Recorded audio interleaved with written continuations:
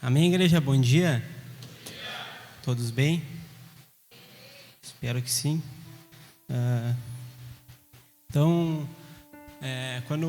Antes mesmo de virar o ano, o pastor me disse que em breve eu estaria ministrando novamente aqui. E eu confesso que na minha humanidade, eu tinha acabado de ler um livro, e disse, agora eu vou começar a ler outro livro, e o Senhor vai falar comigo e para me edificar a igreja. E eu tenho uma série de livros lá em casa, então eu fui sobre Davi. Então eu estava lendo sobre a biografia de Davi, e ainda já pensei comigo na minha humanidade, eu vou ler esse livro, né, O Homem Segundo o Coração de Deus, e o Senhor vai falar comigo, e eu vou conseguir transmitir algo para a igreja. Mas, como o Provérbio 16:1 diz, o homem pode até fazer planos, mas a resposta vem sempre do Senhor. Eu até estava sendo ministrado sobre algo, obrigado, José, específico sobre esse livro que eu estava lendo, mas eu não sei como é que o Senhor ministra o coração de vocês, mas as maneiras que eu sou mais ministrado é quando eu estou em silêncio, quando eu estou sozinho, quando eu estou num lugar de solitude. E eu lembro que eu estava trabalhando e o Senhor falou forte comigo. Quero que tu fale sobre Arão e Calebe. Arão e Calebe. E sem entender muito aquilo que o Senhor queria falar, eu somente parei o carro que eu estava dirigindo e anotei: Arão e Calebe. Quem a igreja tem sido? Acho que o título da palavra vai passar aqui no fundo. Então eu já te convido a inclinar a tua cabeça, a fechar os teus olhos, para que a gente venha entregar esse momento para o Senhor, para que Ele venha estar conduzindo tudo aquilo que será proposto. Amém? Pai amado, Pai querido, nós chegamos aqui diante de Ti, Jesus. Gratos por essa manhã, gratos por tudo aquilo que o Senhor já fez e ainda vai continuar fazendo, Pai. Nós te pedimos que o Senhor intervenha a nosso favor, que o Senhor me conduza como instrumento nas Tuas mãos, que eu venha ser boca Tua, mas que toda honra, glória, louvor e majestade seja dada a Ti, Pai. O único e suficiente Salvador, aquele que era, que há e é e que há de vir, aquele que venceu a morte ao terceiro dia e ressuscitou, Pai. E é por isso que nós estamos aqui, Pai, para Te adorar, para Te exaltar, Pai. Que em nome de Jesus, Pai, toda distração, toda apatia, toda força contrária, Pai, nós amarramos e repreendemos em nome de Jesus, Pai. Que tudo aquilo que o Senhor vai derramar sobre nós, toda a direção vinda do alto, nós vamos a receber, Pai. Mas não somente receber, mas guardar o nosso coração, selada, para que nós venhamos avançar para esse novo tempo e essa nossa estação, Pai. Que toda e qualquer oposição, Pai, nós repreendemos, Pai. Toda e qualquer distração, nós repreendemos, Pai, em nome de Jesus. Que a Tua graça, que o Teu rio venha fluir direto do Teu trono, Pai. Que as comportas do céu se abram, Pai. E que o Senhor nos desperte como igreja, para viver não somente as promessas pela qual o Senhor tem para cada um aqui, mas promessas como igreja, para que nós venhamos avançar para um novo tempo e uma nova estação. Amém?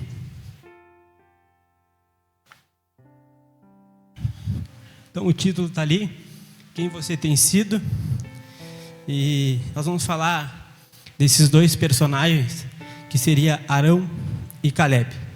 Mas antes disso eu queria trazer uma introdução bem rápida, todos nós vivemos em um mundo que em determinados momentos nós somos pressionados, nós somos muitas vezes, não digo amassados, mas tentando ir na levada do mundo, e muitas vezes nós somos, a nossa fé é comprometida e sutilmente, de repente, nós negamos a Jesus.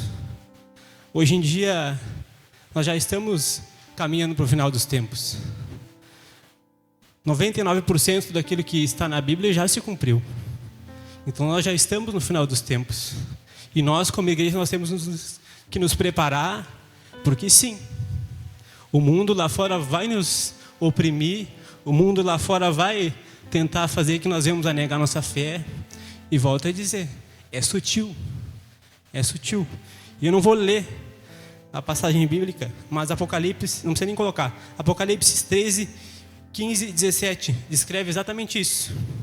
Um tempo de perseguição, o final onde aqueles que não adoraram a imagem da besta serão mortos, impedidos de comprar ou vender, que representa uma pressão econômica, física, para negar a Deus.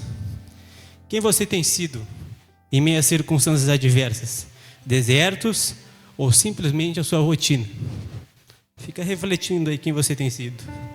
Quando você é pressionado, acaba esquecendo das promessas que o Senhor te fez?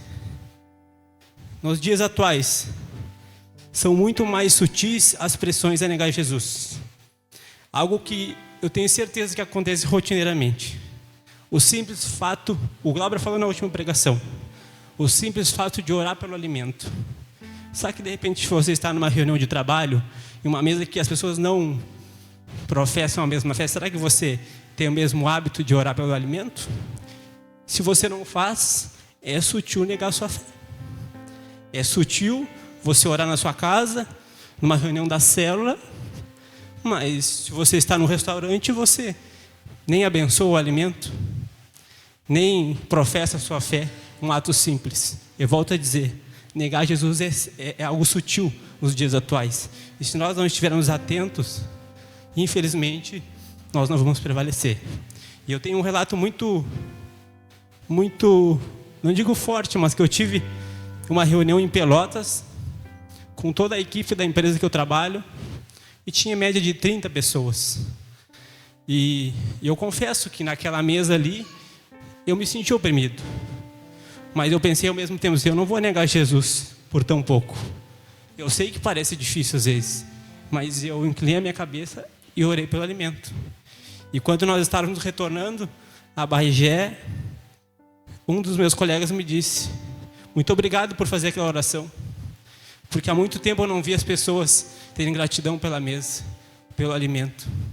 Então entenda, depende do cenário que você esteja, se posiciona. Não estou dizendo que você tem que sentar à mesa com pessoas que não professam a mesma fé e você tem que impor que elas têm que orar com você.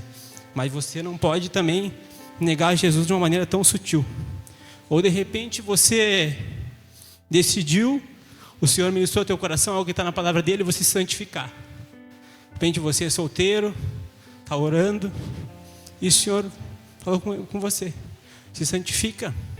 Eu vou preparar um varão, uma varoa, e você decidiu, eu vou me santificar. E o que o mundo lá fora tenta nos impor? Que você está perdendo a juventude, que você vai ficar sozinho. São pressões sutis que a gente ouve lá fora. E eu vivi isso. Eu me converti com uns quase 11 anos e eu decidi me manter em santidade. Mas eu sofri essa pressão. As pessoas me diziam no meu trabalho, você vai ficar sozinho o resto da tua vida? Tu está perdendo tua juventude? Mas eu sabia em quem eu cria. Eu sabia aquilo que o Senhor poderia fazer. Eu sabia as promessas que Ele tinha para mim.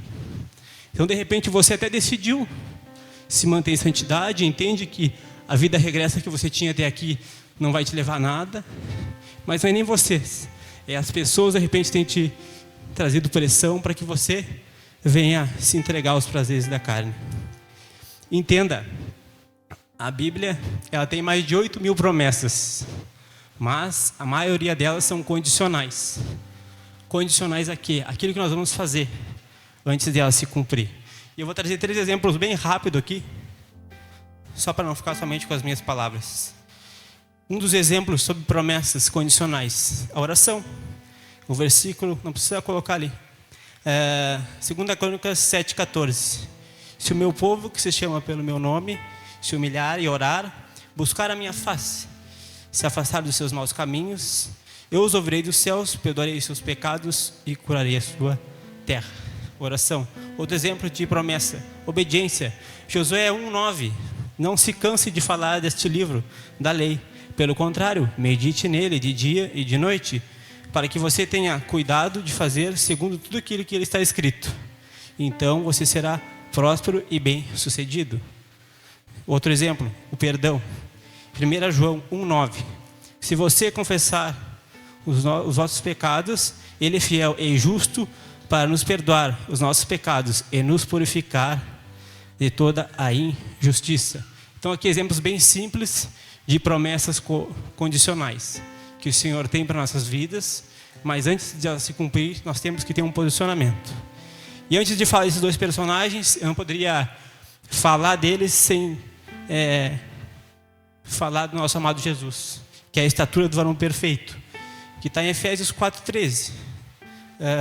Não precisa colocar, é só referência. Antes de falar esses dois personagens, vamos olhar para a estatura do varão perfeito, que é Jesus, que logo após ser batizado, ele é levado ao deserto para ser tentado por Satanás. Depois de jejuar 40 dias e 40 noites, ele é testado a sua fé, humanidade, sendo pressionado a desviar a sua missão. Entendemos que às vezes desertos nos preparam para algo grande. Precisamos permanecer firmes, convictos de aquilo que o Senhor nos prometeu para que se cumpra. Entendendo o nosso fundamento, que é a Bíblia, e o nosso guia, que é o Espírito Santo. Não pare, o Senhor vai te dar vitória. E tem duas frases que eu escutei numa pregação e faz muito sentido sobre isso. Eu tenho certeza que vai falar com algumas pessoas aqui. A primeira é: se eu parar de fazer aquilo que Jesus me chamou para fazer, eu vou me corromper. Eu te afirmo isso. E a outra é: quando eu deixo de fazer aquilo que Jesus me pediu para fazer, eu corro o risco de fazer aquilo que o diabo me sugere. Em todas as vezes que você não estiver debaixo da vontade de Deus, provavelmente você estará na de Satanás. Então, e Satanás vai ser sutil. Vai começar a te sugerir coisas que são contrárias à palavra de Deus, que são contrárias às coisas que até mesmo o Senhor já ministrou no teu coração, e é sutil. Volte a se envolver no reino de Deus. Tem pessoas aqui que têm que voltar a se envolver, que serviam, que de repente cansaram, mas que o Senhor está dizendo: volte a se envolver nas coisas do reino. E aqui, sim, nós vamos começar a falar dos dois personagens.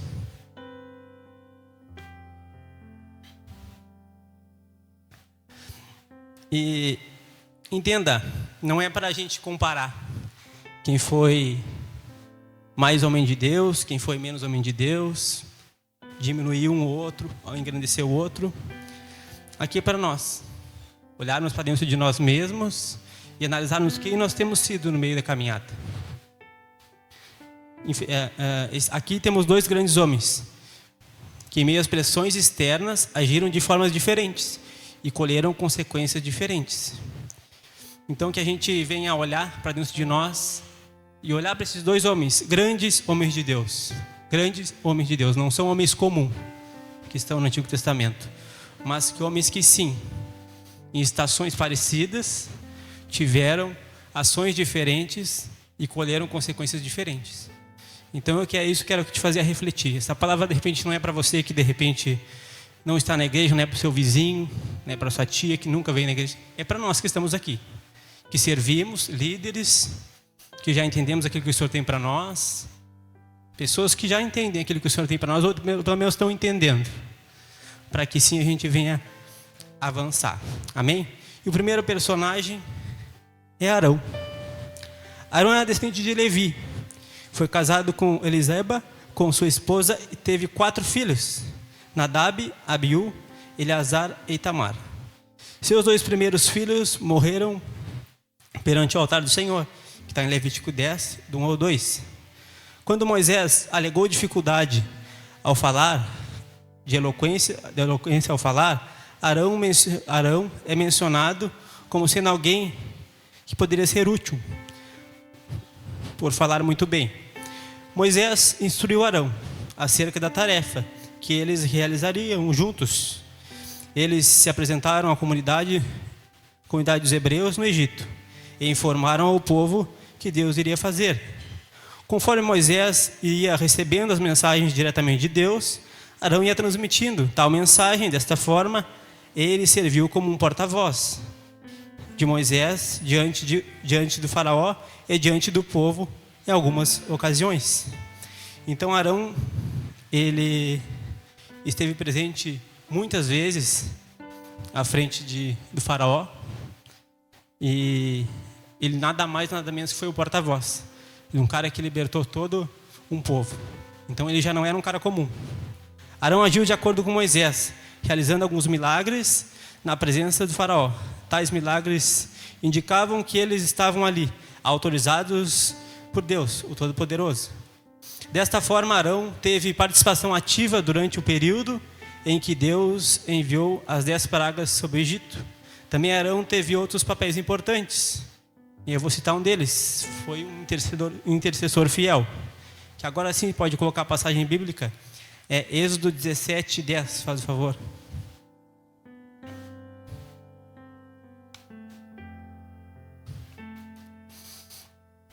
Êxodo 17:10. Eu vou lendo aqui. Josué foi lutar contra os amalequitas conforme Moisés tinha ordenado.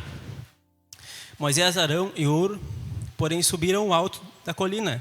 Enquanto Moisés mantinha as mãos erguidas, os israelitas venciam.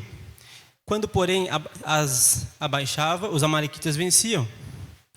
Quando as mãos de Moisés já estavam cansadas, eles pegaram uma pedra e colocaram debaixo dele, para que nele se assentasse. E então Arão e Hur mantinham erguidas as mãos de Moisés, um de cada lado, de modo que as mãos permaneceram firmes até o pôr do sol. E Josué derrotou o exército amalequita a fio de espada. Então, Arão era um cara convicto. Ele sabia que quando Moisés estava com as mãos estendidas, o exército de Israel vencia as batalhas. Mas toda vez que ele cansava, ele baixava a guarda, o exército inimigo avançava o território. Então ele foi lá e segurou as mãos de Moisés com Hur para que eles prevalecessem nessa batalha. Então ele era um cara que sabia o poder de Deus. Ele não se movia somente na força do seu braço. Ele sabia quem era Deus.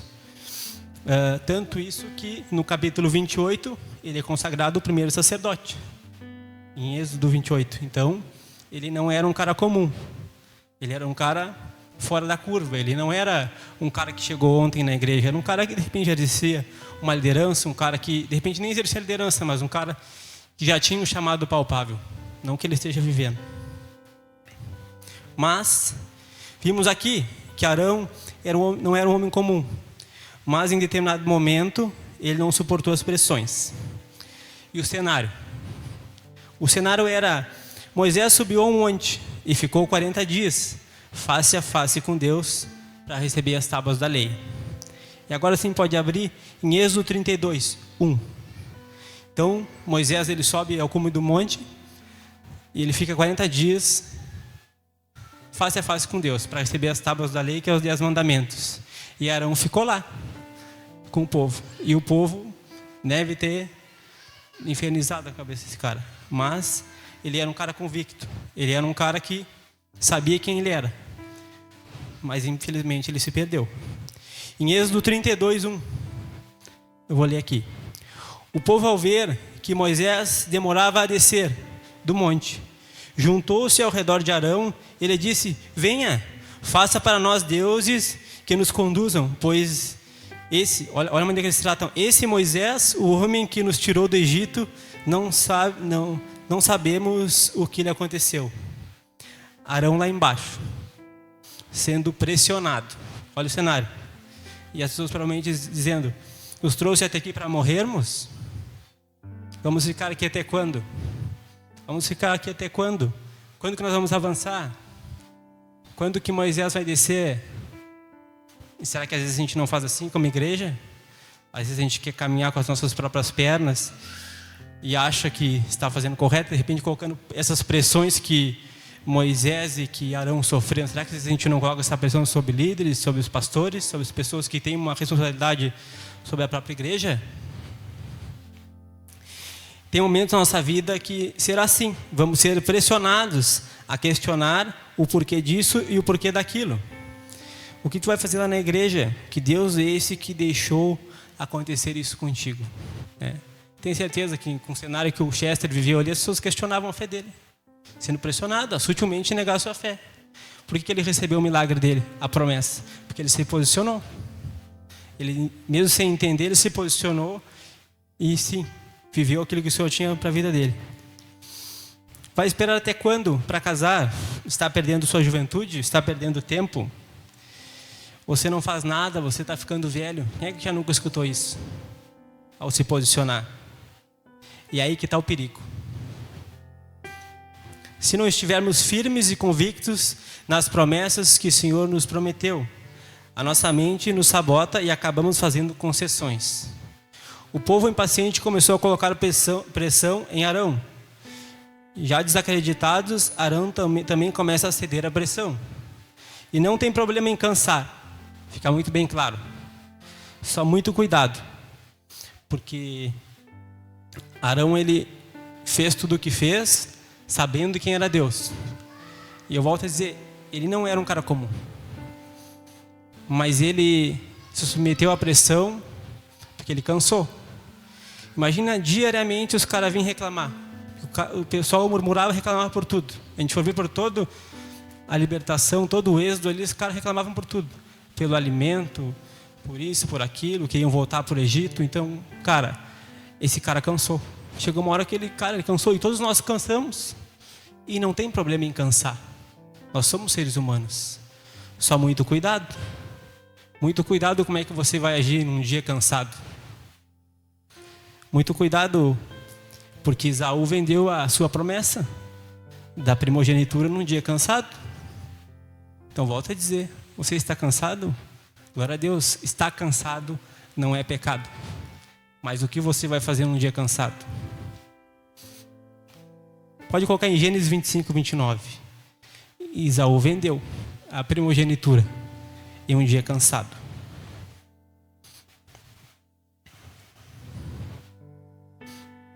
Eu vou lendo aqui.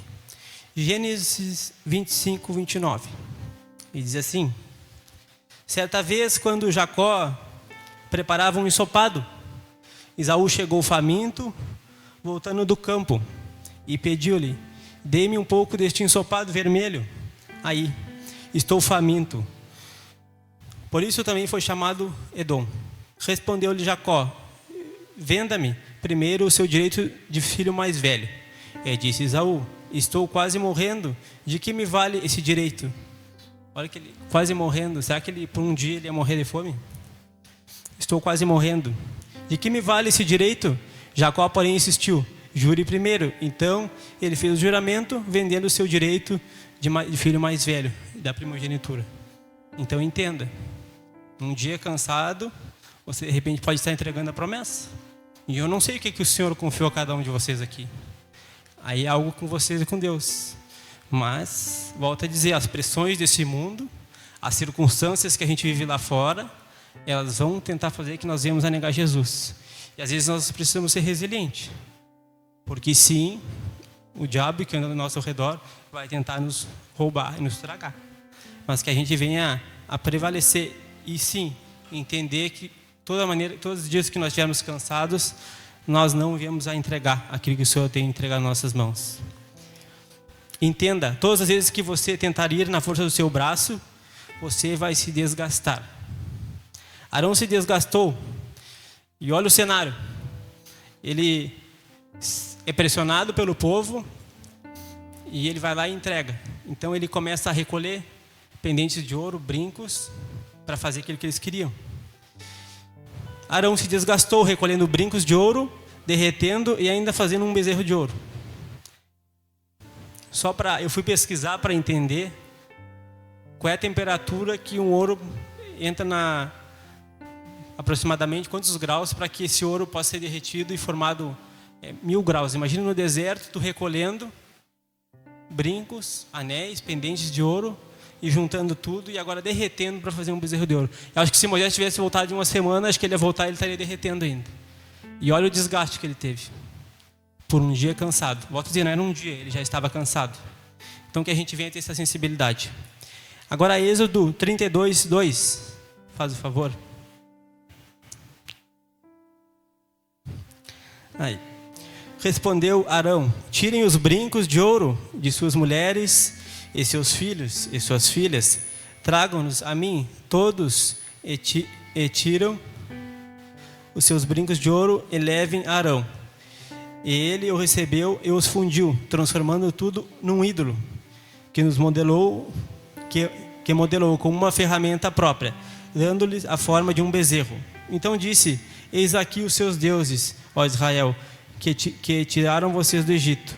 Vendo isto, Arão edificou um altar diante de bezerro e anunciou: amanhã haverá uma festa dedicada ao Senhor. Então a gente vê aqui Arão, um grande homem de Deus. Quem sou eu para dizer que não? Mas infelizmente, num dia de pressão, circunstâncias da trajetória no Egito, ele cansou, ele não suportou as pressões e ele adorou um ídolo. E a consequência é que ele não entrou na Terra Prometida. Não somente por esse cenário, também teve outro cenário, mas principalmente nesse cenário que eu estou trazendo aqui. Então, quem nós temos sido? Será que a gente vai entregar a promessa da vida eterna para um dia cansado? Para um dia que alguém no trabalho nos questiona nossa fé? Ou de repente nós até servimos aqui de domingo a domingo, mas nós negamos a Jesus sutilmente. Nós sentamos à mesa e nem lembramos quem é o Senhor das mesas. Quem é o Senhor que proveu aquele alimento que a gente está pagando ou está comendo? Será que nós temos nos esquecido de quem nos comissionou e de quem nos tirou do mundo das trevas? E de repente estamos assim, como Arão? E outro personagem seria Caleb.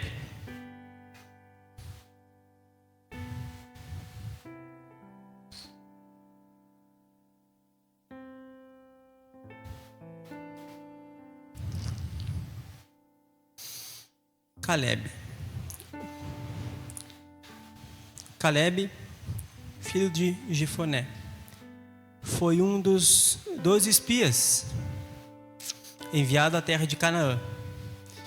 Dos 12, apenas ele e Josué voltaram com boas notícias acerca dos pais que iam habitar.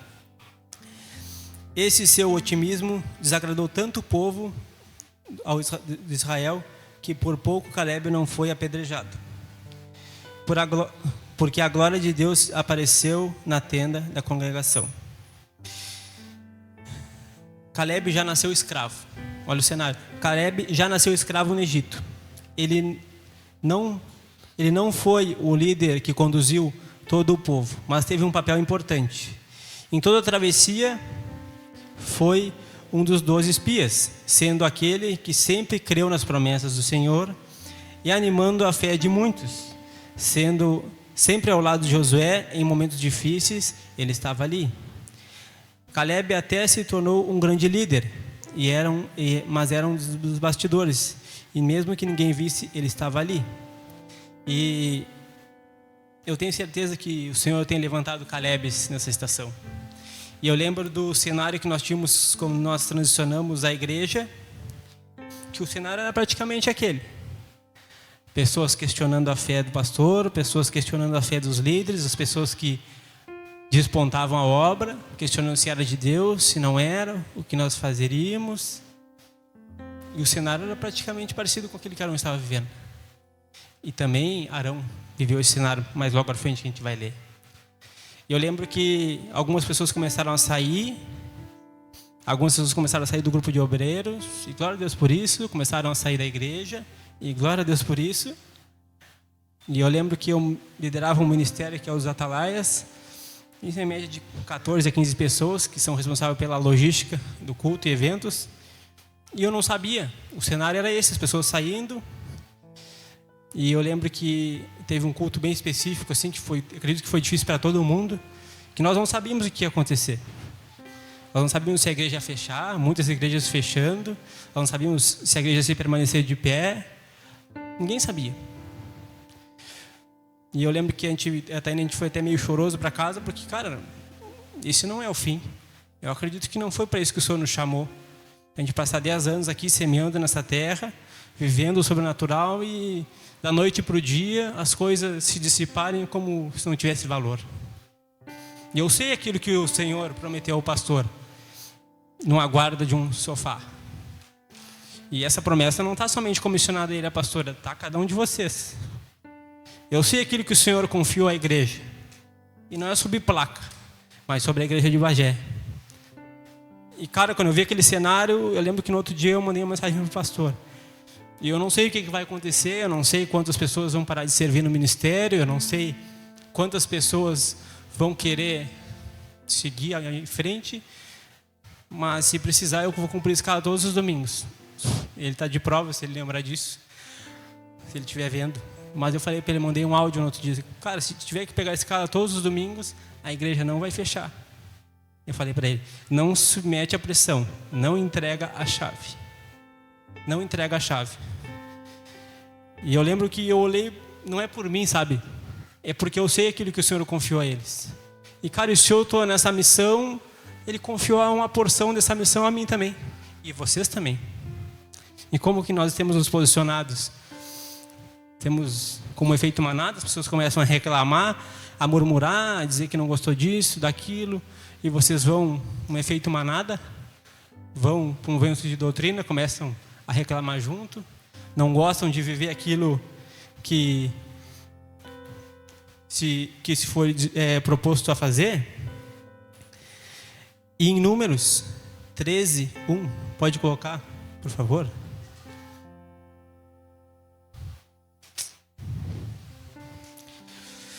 Números 13, 1.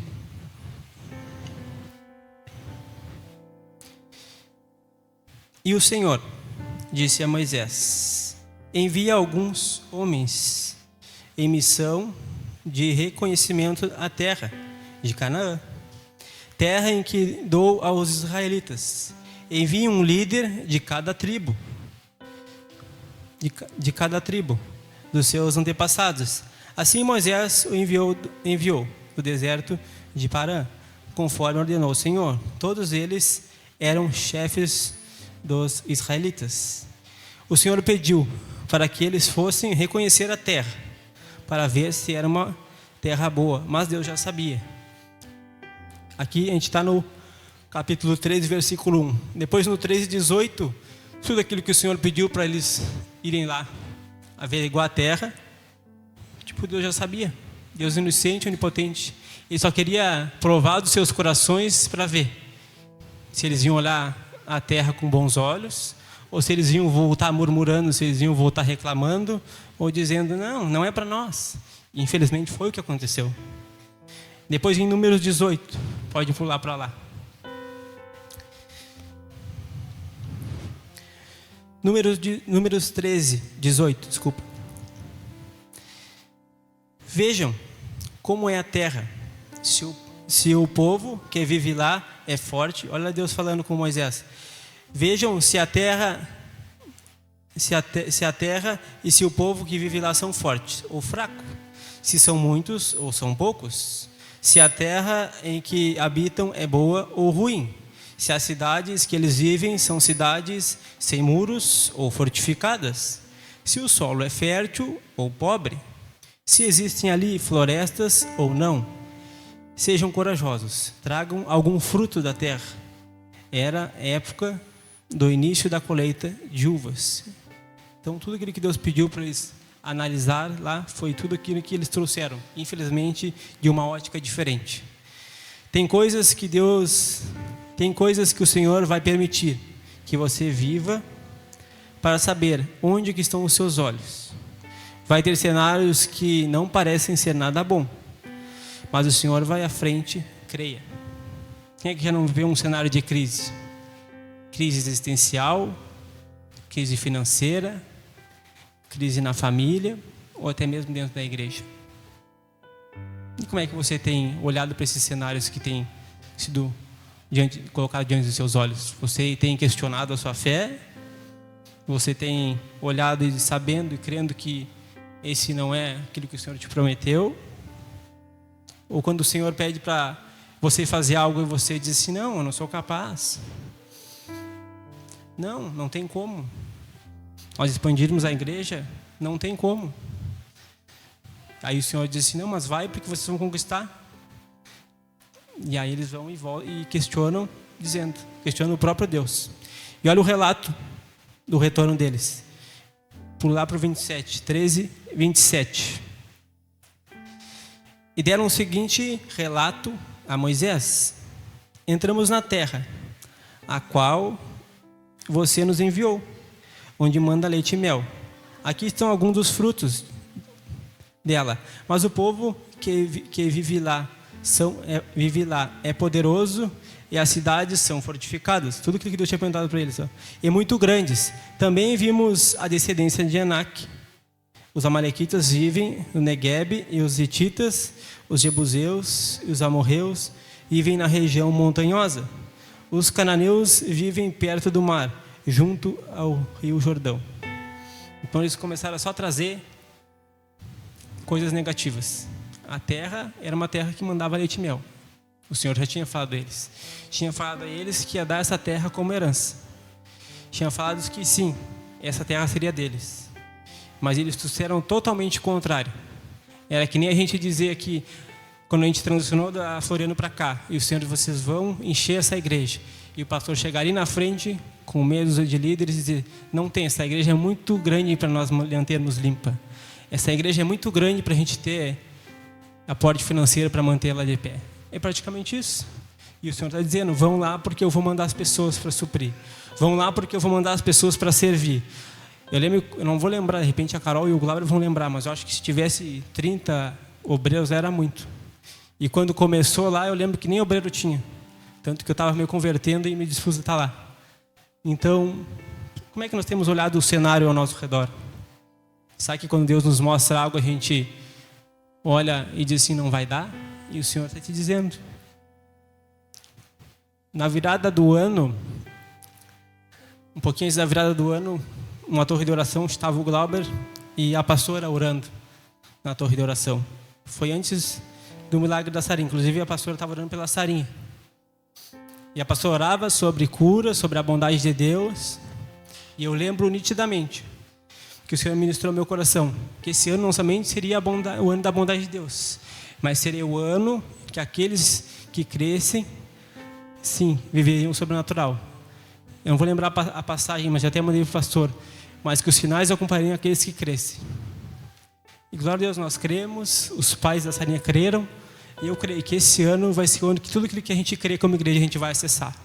Todos os milagres. Eu não sei qual o cenário que você tem vivido atualmente. Eu não sei se você chegou aqui enfermo, angustiado. Eu não sei se você tem vivido crise na sua casa. Eu não sei se de repente você chegou aqui clamando por uma porta de emprego. O desespero de sim ter uma restauração familiar. Mas os sinais acompanharão aqueles que crerem. O Senhor falou muito forte comigo isso. E glória a Deus por isso. Dias à frente nós temos uma prova viva de que os sinais acompanham aqueles que creram. O Chester e a Mayara creram e por isso que eles estão com um milagre nos seus braços. Porque eles creram. Amém? Depois no 13:30. E aí que nós devemos nos posicionar.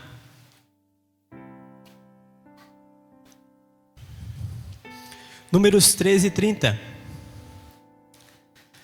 Então Caleb fez o povo se calar perante Moisés e disse, subamos,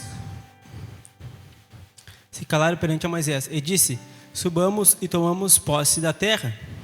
É certo que venceremos. Olha a fé desse cara. Mas os homens que tinham ido com ele disseram, não podemos atacar aquele povo. É muito mais forte do que nós. Espalharam entre os israelitas um relatório negativo acerca daquela terra. E disseram, a terra para a qual fomos em missão de reconhecimento devorará os que nela vivem. Todos os que vivem são de grandes estaturas. Vimos também os gigantes, descendentes de Anak, diante de que parecíamos gafanhotos aos nossos olhos. Depois, em Números 14:1. Olha o relato que eles trouxeram. Parece que eles não tinham vivido e visto as 10 pragas no Egito, aquilo que Deus tinha feito com eles. Números 14:1. E aqui infelizmente, é o cenário que a gente vive como igreja, não a Bagé, mas como corpo de Cristo. Naquela noite, toda a comunidade começou a chorar em voz alta. Todos os israelitas queixaram-se contra Moisés e contra Arão. E toda a comunidade lhes disse: quem dera tivéssemos morrido no Egito, ou neste deserto, porque o Senhor está nos trazendo para esta terra, só para nos deixar cair a fio de espada. Nossas mulheres e nossos filhos serão tomados como despojos de guerra. Não seria melhor voltarmos para o Egito? Olha o questionamento deles: voltar para a escravidão. E disseram uns aos outros: escolheremos um chefe e voltaremos para o Egito. Então Moisés e Arão prostraram-se o rosto em terra, diante de toda a assembleia dos israelitas. Josué, filho de Num, e Calebe, filho de Jefoné, dentre os que haviam observado a terra, rasgaram suas vestes e disseram a toda a comunidade de Israel: a terra que percorremos em missão, que reconhecemos, é excelente, e o Senhor se agradou de nós.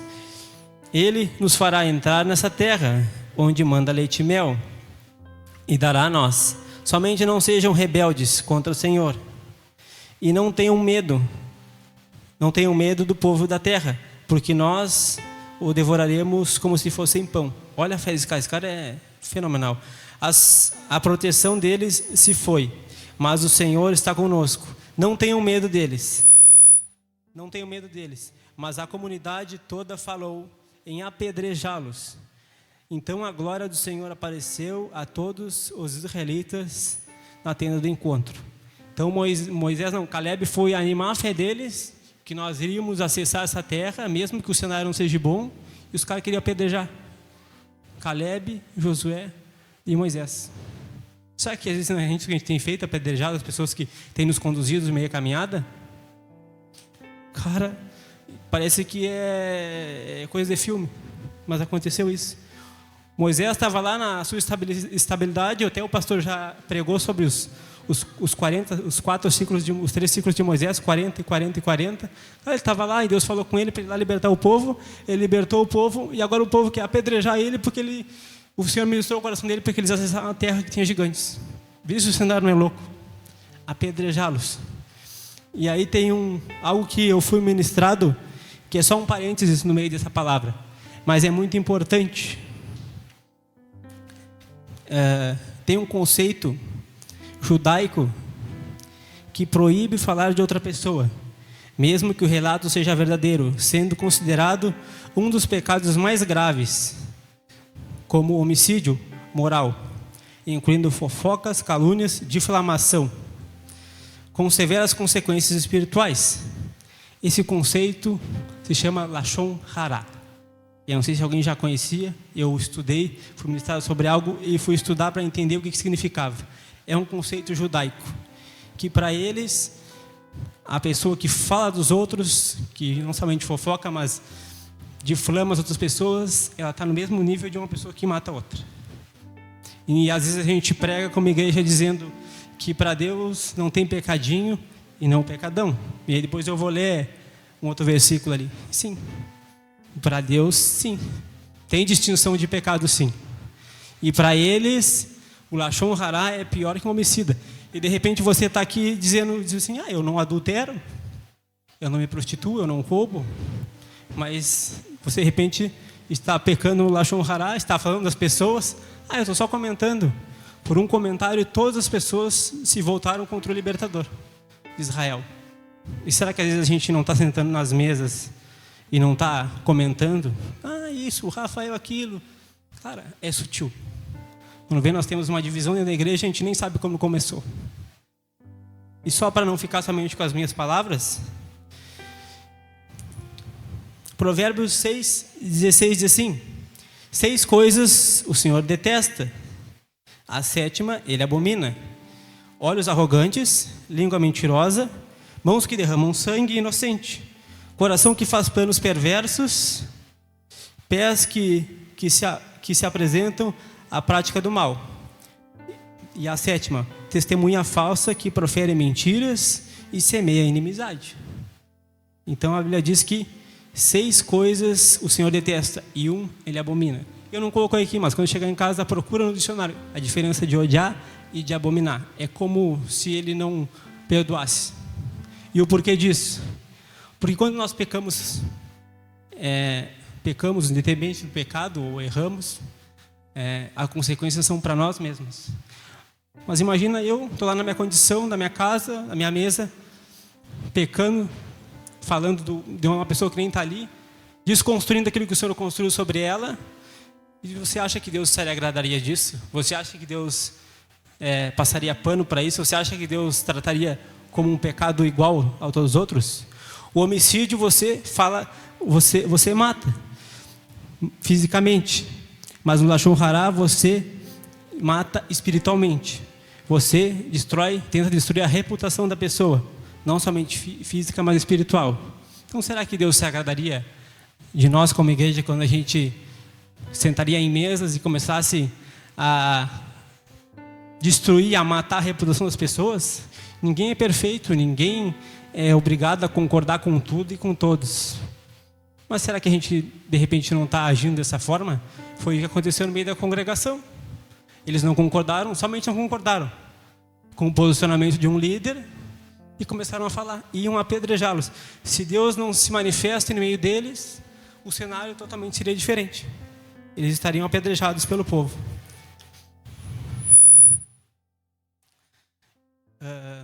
Hoje estou vivendo uma promessa. E eu coloquei aqui para mim não esquecer, porque eu creio que todos nós aqui temos promessas. Eu creio que todos nós, algo o Senhor ministrou ao coração de vocês. E não digo hoje, se for hoje, glória a Deus. Mas durante a caminhada, até mesmo antes de nós mesmos conhecermos a Jesus. Mas hoje eu estar aqui em cima, não é fácil. Mas hoje eu estar aqui em cima ministrando, o Senhor já tinha me ministrado isso há uns 8 anos atrás, que eu estaria ministrando a palavra aqui, eu estaria casado com a minha filha nos braços da minha esposa. E eu nem casado era. Então será que se de repente eu não confiasse naquilo que o Senhor poderia fazer, naquilo que o Senhor era para mim, será que de repente eu herdaria a promessa por qual o Senhor ministrou meu coração? E não é porque eu mereço, mas eu confiei, mas eu criei. E por isso que de repente hoje eu estou aqui. O cenário às vezes que você está vivendo de repente não é bom. E o exercício que eu faço diariamente, se o cenário que eu estou vivendo hoje não é aquilo que o Senhor me mostrou, eu sei, não é o meu fim. E eu não sei qual o cenário que você tem chegado aqui.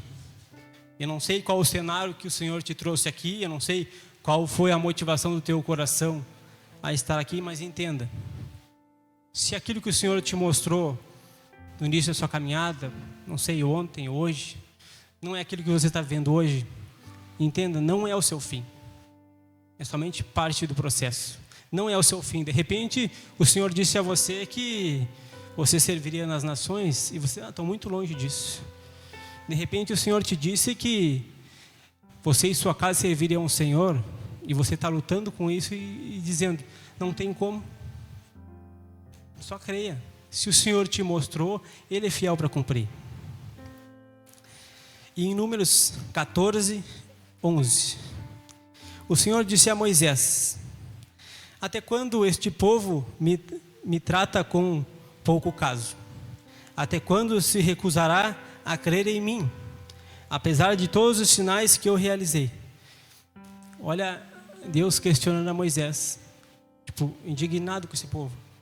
E se não é Moisés, eu não coloquei aqui para não ficar muito longo. Se não é Moisés interceder pelo povo, eu acho que todos já seriam fulminados. Porque Moisés intercede por eles e aí Deus perdoa, mas não apaga a consequência. O Senhor respondeu, eu os perdoei, conforme você me pediu. Ele falando com Moisés, não, no entanto, juro pela glória do Senhor, que enche toda a terra, que nenhum dos que viram a minha glória e os sinais miraculosos que realizei no Egito e no deserto, me puseram à prova e me desobedeceram 10 vezes. Nenhum desses chegará a ver a terra, que prometi com juramento aos seus antepassados. Ninguém que me tratou com desprezo haverá, mas como o meu servo Caleb tem outro espírito e me segue com integridade, eu o farei entrar na terra que foi e foi observar, e seus descendentes a herdarão. O Senhor perdoou, porque Moisés intercedeu. Mas a consequência... Então, de repente, você está aqui, de repente, pode estar vivendo dissolutamente, vivendo ou fazendo alguma prática que eu citei aqui, achando que não vai dar nada. Mas, de repente, por a intercessão dos seus pastores, dos seus líderes, de repente o Senhor vai te perdoar.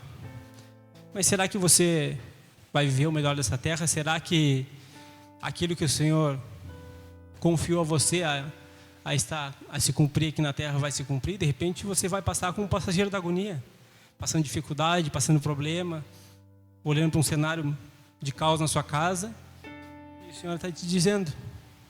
De repente as pessoas vão até interceder para que o Senhor te perdoe. E as misericórdias do Senhor se renovam a cada amanhecer. Mas é muito pouco.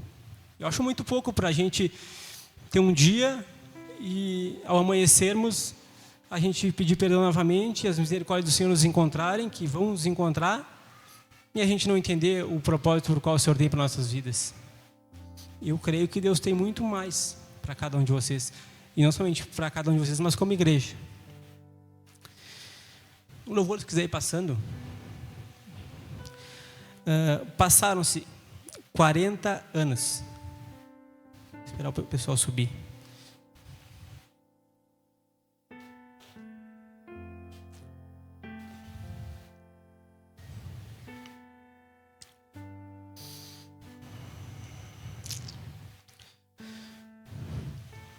Passaram-se 40 anos entre o momento entre que os espias foram espiar a terra de Canaã, enviados por Moisés, e a conquista definitiva da terra, sob o comando de Josué. Mas Calebe, após 5 anos, ele não se conformou. Eles já tinham conquistado Canaã, mas ele sabia a promessa de herdar a terra de Hebrom e dos descendentes de Anak. Ele mesmo, com 85 anos, reivindicou a terra que tinha recebido por herança. Então, olha o cenário. Depois eu vou ler aqui. Eles sim, tomaram posse de Canaã, a terra que manda leite e mel. Mas essa terra específica, que seria Hebrom, eles não acessaram, porque de repente eles não quiseram entrar lá. E depois porque a Bíblia diz que depois de 40 anos eles herdaram a terra. E Calebe diz que após os 45 anos, então eles se cumpriu a promessa, com 40 anos eles cessaram Canaã. Mas Calebe deve ter ficado com algo inquieto. Cara, não foi somente isso que o Senhor me prometeu, usando a boca de Moisés. Ele me prometeu aquela terra dos gigantes. E cara, um cara com 85 anos... querer acessar um lugar que tem gigantes, um lugar que o cenário é totalmente adverso. Cara, esse cara, eu oro para que eu seja um velho que nem ele. Que eu não olhe para o cenário atual, mas que eu olhe tipo assim, com a fé de Calebe. Eu vou ler aqui o que eu acabei de dizer. Josué 14, 6. Então os filhos de Judá chegaram a Josué em Gilgal. E Calebe, filho de Jefoné, e os 15,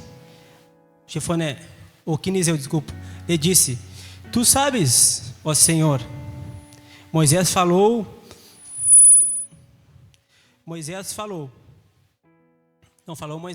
homem de Deus, em que Gades Barneia, por causa de mim e de ti, 40 anos eu tinha, quando Moisés, servo do Senhor, me enviou a Cades Barneia a espiar a terra. Ele trouxe resposta, como sentia no coração.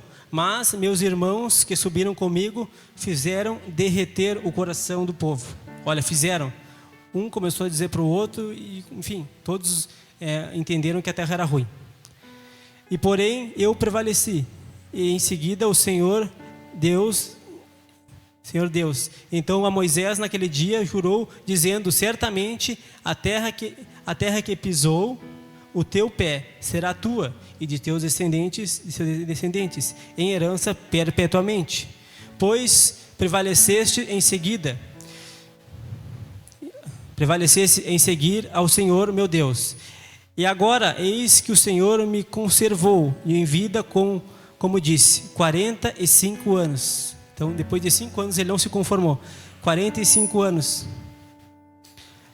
são passados desde que o Senhor falou esta palavra a Moisés, andando Israel ainda no deserto. E agora, eis que hoje tenho 85 anos. E ainda hoje estou tão forte como o dia em que Moisés me enviou. Qual era a minha força então? Tal era a minha força, tanto para guerrear, como para sair e entrar. Agora, pois, dai-me este monte de que o Senhor falou aquele dia. Pois naquele dia tu ouvistes que estavam ali os anaquins e grandes e fortes cidades. Porventura o Senhor será comigo, para expulsar, como o Senhor disse. E Josué abençoou Caleb, filho de Jefoné, e a Hebron em herança. Então, a gente vê que Caleb reivindicou a promessa que o Senhor tinha para ele. Ele não se conformou. Às vezes a gente acha, para se cumprir a promessa que o Senhor tem para mim, eu vou só esperar. Sim, tem um tempo hábil para todas as coisas se cumprirem na sua vida. Mas não significa que aquilo que o Senhor te falou, você tem que ficar com os braços cruzados. Ele poderia se conformar. Eles já estavam em Canaã, já tinham tomado posse daquela terra. Mas ele olhou para o Senhor e disse, não foi isso que o Senhor me mostrou. O Senhor me disse que me daria nas minhas mãos, que aqueles gigantes se dobrariam, mesmo eu com 85 anos. E você acha que Caleb não questionou? Será que Caleb, de repente, no seu secreto, será que ele, de repente, não teve nenhum dia de angústia, orando ao Senhor, Senhor, quando é que vai se cumprir? Eu estou aqui com esse povo, somente eu e Josué cremos na tua promessa, e eu estou sofrendo a consequência desse povo. Eu estou aqui 40 anos no deserto, mas Senhor, eu fui fiel, eu criei nas suas promessas, eu criei naquilo que o Senhor tinha para mim e para minha casa. Por que está acontecendo isso comigo? Será que eu não posso acessar essa terra sozinho? E o Senhor está te dizendo, há coisas que têm um tempo, mas tem coisas que nós devemos nos posicionar como igreja. Sim, Caleb participou da conquista geral de Canaã com os israelitas. Posteriormente tomou posse de Hebron, com sua herança específica aos 85 anos, conforme a promessa de Deus feita a Moisés. Após a conquista inicial da terra, Caleb reivindicou a região montanhosa de Hebron, habitadas pelos gigantes de Anaquins, e os conquistou com coragem. A promessa, devido à sua fidelidade ao espiar a terra. Moisés prometeu a Caleb a terra que ele pisou, especialmente a área de Hebron, 45 anos antes de conquistá-la. A conquista, 85 anos. Caleb, com a ajuda de seu parente Otniel, expulsou os habitantes de Hebron e tomou posse da região consolidando sua herança. Se o louvor quiser solar, fiquem à vontade. Já estamos tomando já para o fim.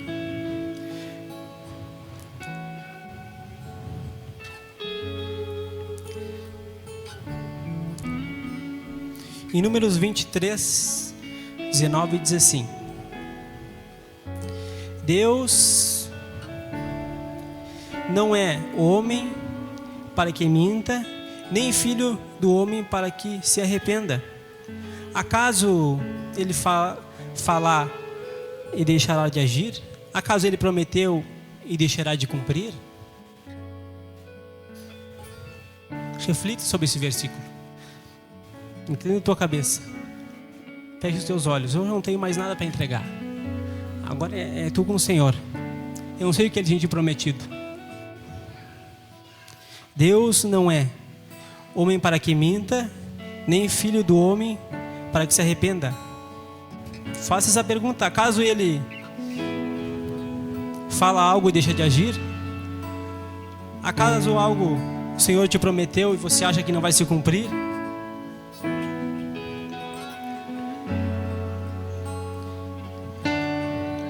Eu não sei qual o cenário que você está vivendo.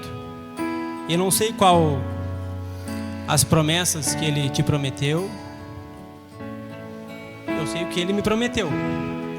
E eu faço um exercício diário. E toda vez que aquilo que eu vivo vai contra aquilo que o Senhor me mostrou, eu sei, não é o meu fim. E entenda, se você está vivendo um cenário que não é aquilo que o Senhor te prometeu, não é o teu fim.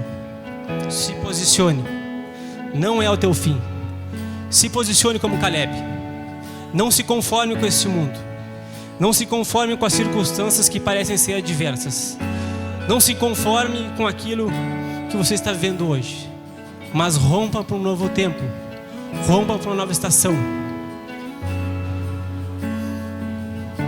Mesmo que pareça que esteja demorando, não desanime.